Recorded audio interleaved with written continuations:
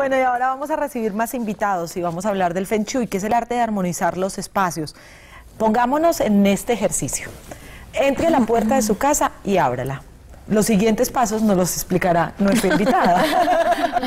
Pero es como lograr, si entendemos bien, que los espacios tengan una armonía tal que permitan tener lo que todos queremos, ¿no? Un equilibrio, prosperidad, felicidad, armonía, tantas cosas bonitas. Pues bienvenida, vamos a recibir a Marta Inés Arango. Ella es asesora de Feng Shui, es numeróloga, y le contaba que cuando estábamos tratando de buscar este tema, muchas personas nos refirieron hacia ti, o sea, nos dijeron, esta es la experta, entonces estamos muy contentas de que estés aquí. Muchas gracias por invitarme al programa. Bueno, Marta, ¿qué es esto del Feng Shui? ¿Cómo lograr que los espacios, pues, como que actúen de una manera positiva? Bueno, el Feng Shui es en japonés viento y agua, que es el fluir, la energía en los espacios. Entonces el Feng Shui se ocupa de ver cómo están fluyendo las energías en los espacios. Entonces, según cómo estén fluyendo la energía en cada espacio de la casa, estará fluyendo una parte de nuestra vida. Hay veces están cojas algunas partes. Hay veces están Solo cojas. con mover un Solo poquito con de esto mover podríamos objetos en armonizarlos. una casa podemos hacer mover la energía, el orden de los lugares. Según esté el orden de tu casa en cierta parte, estará en orden esa parte de tu vida. ¿Qué tan ¿Sí? importantes son los elementos que tenemos, la tierra, el aire, el fuego, y el viento y el agua? El viento y el agua, que hay que nos diga todos, para poder entonces, en esta misma orden de ideas, pues como que armonizar nuestro hogar. Claro, mira, yo traje aquí un mapa que se llama el mapa Bagua del Feng Shui. Si quieres te ayudo y lo pongo aquí para que lo puedan ver para todos. que puedan ver Ahí todos. aparece. Ah, míralo ahí. Ah, bueno, ahí está. Entonces, la base de una casa se supone que debe ser un cuadrado, porque es la representación del plano físico. Ajá. Entonces, por ejemplo, hay casas que son una L, entonces a esa casa le faltarían partes de nuestra vida, que si no están incluidas en nuestra casa, pues es una energía que se pierde. Faltante. Sí, faltante. O cuando son en forma de rectángulo, entonces también le harían falta 3 partes a nuestra vida representadas en la casa. O sea, como cuando entramos a la casa, abrimos la puerta, debería haber 3 pedazos para que completaran un cuadrado. Exactamente. El cuadrado perfecto lo dividimos en 9 partes. Ajá. ¿Sí? Cada parte pertenece a una parte de nuestra vida. Sí. Vamos una por una, entonces, yo abro la puerta. Sí. Listo, abro la puerta y siendo esta la entrada, ¿cómo debería estar dispuesto como esos primeros 3 cuadros? Mirando estos 3 cuadrantes primero, pensando que aquí está la entrada a la casa, este primer cuadrante que nos encontramos aquí pertenece a nuestra carrera profesional y a nuestras aficiones. Entonces, los elementos que se encuentran en esa parte de la casa deben evocar el alma de cada viviente de la casa, de cómo él puede representar en ese espacio su carrera profesional y sus aficiones. Por ejemplo, que a lo práctico, ¿qué debería tener? Por ejemplo, a una persona que le guste que trabaje con colores, que sea un diseñador, por ejemplo. Entonces, en esta parte de la casa debe haber algo que tenga unos libros que representen ese saber y la cultura que a él le gustan de su carrera profesional. Ajá. O una escultura si es un artista, o sea, algo que... O la pareja, por ejemplo, aquí yo voy a poner algo personal. Sí. Un cuadro de Freud. Sí. Para la profesión de mi esposo y de mí pongo un cucharón, ¿será? Exactamente. Pero que pues lograr Algo como que- elementos. Sí, porque es que mira, es muy importante también saber que el Feng Shui también es del alma de las personas. Ajá. Entonces yo voy a tener en mi casa lo que para mí representa ese lugar de la casa. Ya. Claro que cada espacio debe tener armonía de todos los elementos, o sea, que no haya ningún elemento que esté dominando a los demás. Y fuera de eso, cada espacio pertenece a un elemento. Este primero del que estamos hablando es el agua. Entonces, ¿debería tener algo de debería agua ahí? tener una fuentecita o un cuadro que tenga algo que ver con el agua, que las paredes estén pintadas de un color que a mí me evoquen el agua. Ajá. ¿Sí? Yo tengo una pregunta aquí porque yo había escuchado el Feng Shui que lo primero que debía haber en la casa cuando uno abre la puerta es un espejo. Bueno, eso es muy bueno que me pregunte sobre eso porque hay ideas tergiversadas acerca de los espejos. Ajá. Los espejos duplican, ¿sí? Duplican los espacios, entonces donde hay un espejo se duplica la imagen, el lugar se ve más amplio.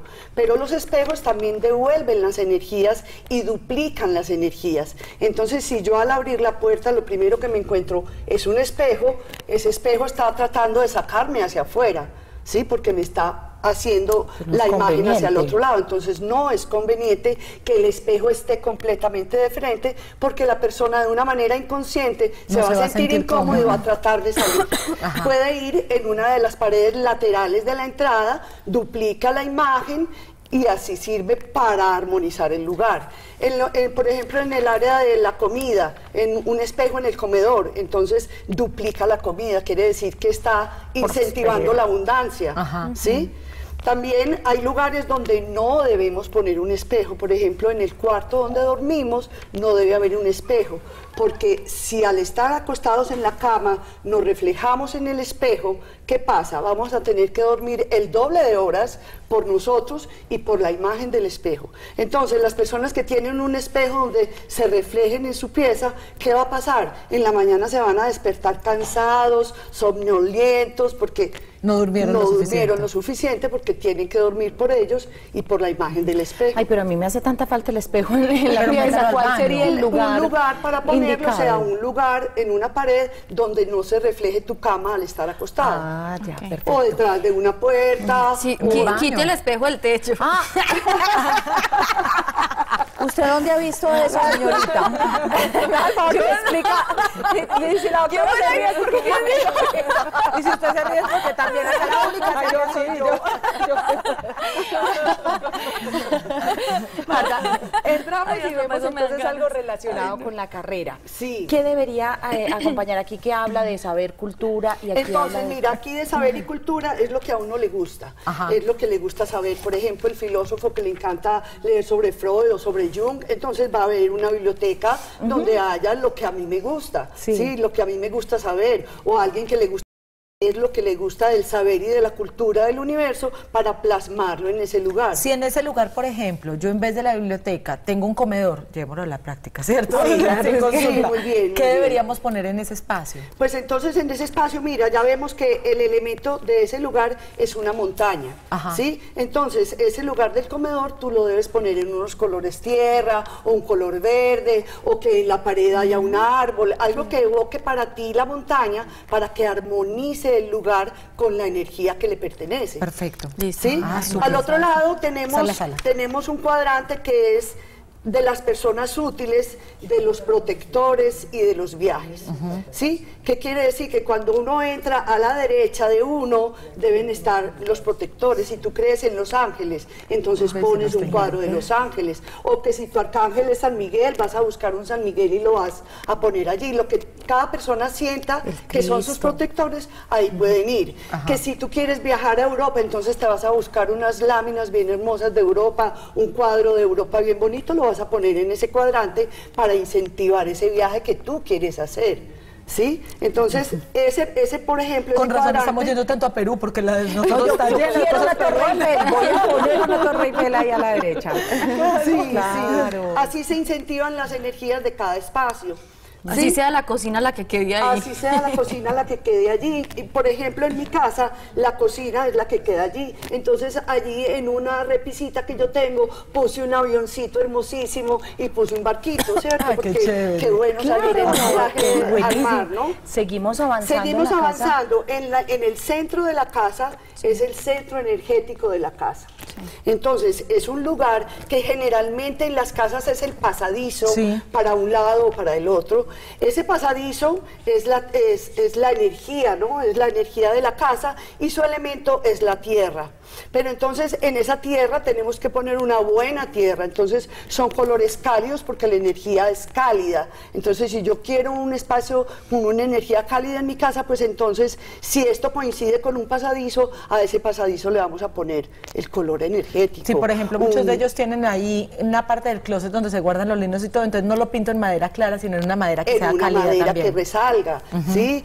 Un color subido, un salmón, algo que tenga que ver con eso, o un solo, ¿sí? Cada uno, según su alma, según lo que sienta cada uno, entonces va a tratar de plasmar en ese lugar la energía que le corresponde a ese espacio. Si seguimos hacia este lado, este cuadrante es sobre salud y antepasados, ¿sí? Según como esté este lugar de ordenado, de limpio, de bien puesto, así va a estar la salud de las personas que viven en ese lugar. ¿Sí? A ese cuadrante pertenece la madera, entonces tratar de que predomine el elemento madera en ese espacio, para que la energía esté intensificada y la salud, pues entonces también estará igualmente cuidada. ¿Sí? Al otro lado tenemos la creatividad y los hijos. Es el lugar donde nos debemos sentar cuando tenemos que escribir algo, cuando tenemos que crear algo. Bueno, pues te vas al baño, aprovechas esos momenticos para pensar en la creatividad que necesitas para lo que quieres. Generalmente aquí quedan habitaciones, es la habitación que deben ocupar los hijos, ¿sí? Allí ese metal y es el agua. Son los elementos que deben predominar, entonces tratar de que entre los muebles y la decoración que existan, pues entonces haya suficiente metal y madera para el agua, ¿cierto? Entonces, vamos a los otros tres. Aquí tenemos a todo el fondo de la casa, como quien dice, al final, de donde estamos en la puerta, al final, está la fama y la reputación. ¿Sí? Es el lugar donde vamos a poner los trofeos que nos hemos ganado, los diplomas de los estudios que hemos realizado, ¿sí? Tenerlo muy limpio, muy bien adornado, muy vivo. En el Feng Shui es muy importante las flores y las plantas en las casas. Naturales. Cuando las flores empiezan siquiera a medio marchitarse, hay que sacarlas, porque así se estará marchitando esa parte de nuestra vida que pertenece al lugar donde está el florero, ¿sí? Entonces, muy importante mantener la vida, la frescura, el ambiente bien fluyendo su energía para que cada una de las partes de nuestra vida también fluya igualmente. En este caso es el cuarto de mi hijo, de Tomás. Qué hermosura, tiene mucha fama y tiene muy buena reputación. Hasta ahora sí. Exactamente. Ahora, cuando uno tiene hijos que llegan a cierta edad que no recogen nada por nada, empieza el desorden y la cantaleta. Hay jóvenes que optan por pintar sus cuartos de colores muy oscuros, que les da por el rock y todas esas cosas, entonces de pronto la pared negra o gris muy oscura. ¿Qué pasa energéticamente con ese reblujo, con ese desorden? Yo te voy a hablar de alguien que me mandó a hacer un trabajo de Feng Shui en su casa. Y resulta que exactamente en este cuadrante de salud y antepasados estaba ese muchacho que tú me describes, rebelde, donde tira todo, llega todo, lo tira, la ropa se la quita y la tira, ¿sí? Y resulta que este muchacho enfermo,